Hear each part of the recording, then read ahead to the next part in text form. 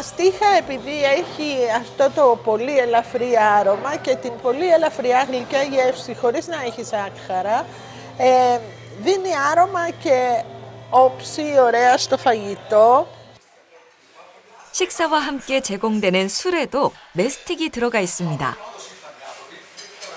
Το οποίο το συναντάς, το πίνεις και σαν χωνευτικό, σου το σερβίρουν σε διάφορα εστιατόρια στο τέλος του φαγητού. 그리스 사람들의 위 건강 비결인 메스틱을 찾아 남부 키오스 섬에 왔습니다. 키오스 섬에서만 자생하는 메스틱 나무는 재배 방식과 채취 방식이 유네스코 인류 무형 문화유산으로 등록돼 있습니다. Είμαι ο Αλέξης Τσουνάκος. Βρισκόμαστε στο πυργί της Χίου σε ένα χωράφι με καλλιέργεια μαστίχας. Εγώ καλλιεργώ μαστίχα τα τελευταία 9 χρόνια, ακολουθώντας μια παράδοση 2.000 ετών.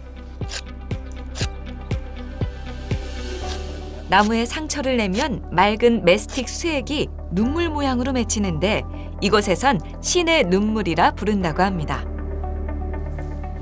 Δυστυχώς, επειδή είναι χειμώνας, δεν θα τρέξει όπως τρέχει το καλοκαίρι. Η ποσότητα που βγάζει το κάθε δέντρο είναι μικρή, είναι περίπου σε ένα καλό παραγωγικό δέντρο, είναι περίπου 200 γραμμάρια ανά δέντρο. 메스틱은 1년에 단 한 번만 채취가 가능하고 자일리톨, 프로폴리스와 함께 세계 3대 천연 항생 물질로 꼽힙니다. 그리스에서는 5,000년 전부터 치료를 목적으로 메스틱을 사용해 왔다고 합니다. 그리스 사람들은 메스틱을 어떻게 섭취하고 있을까요? Λοιπόν, υπάρχουν δύο τρόποι να καταναλώσεις τη μαστίχα. Είτε στη φυσική της μορφή και την τρως ατζίχλα, το οποίο κάνει καλό στα δόντια, στο στομάχι, για τη χώνεψη. Απελευθερώνονται εκείνες οι ουσίες οι οποίες βοηθούν την πέψη και γενικά την υγεία του στομάχου. Ή διαφορετικά, σαν ένα προϊόν μεταποιημένο, δηλαδή κάψουλες μαστίχας, καλλυντικά, έχει διάφορες χρήσεις δηλαδή. 최근 들어선 여러 형태로 가공되고 있다는 메스틱. 유럽 의약품청은 메스틱을 위장 염증 완화에 좋은 허브 의약품으로 등록했습니다. Να καταπολεμήσουν παθήσεις πεπτικού εντερικού συστήματος.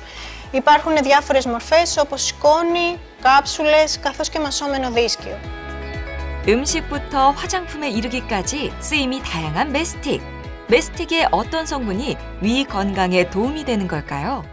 Η μαστίχα περιέχει περισσότερα από 70 τερπένια. Τα τερπένια είναι φυσικά περιεχόμενα στη μαστίχα, είναι φυτοχημικά συστατικά, οι οποίες εκλείουν αντιοξυδωτική και αντιπλεγμονώδη δραστικότητα.